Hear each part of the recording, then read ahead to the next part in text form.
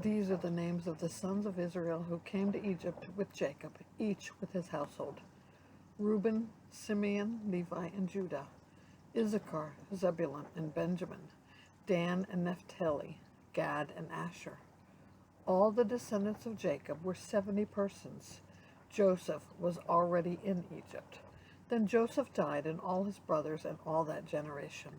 But the people of Israel were fruitful and increased greatly.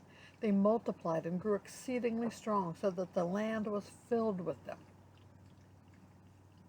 Now there arose a new king over Egypt who did not know Joseph. And he said to his people, "Behold, the people of Israel are too many and too mighty for us. Come, let us deal shrewdly with them, lest they multiply.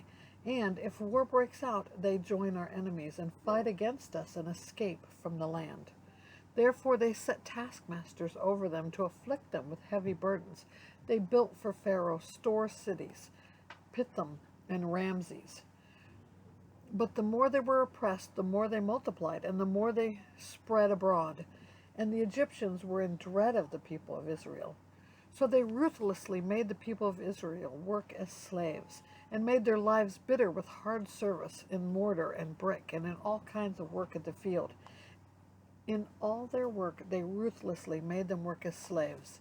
Then the king of Egypt said to the Hebrew midwives, one of whom was named Shiphrah and the other Puah, "When you serve as midwife to the Hebrew women, and see them in the birth stool, if it is a son, you shall kill him, but if it is a daughter, she shall live." But the midwives feared God and did not do as the king of Egypt commanded them, but let the male children live.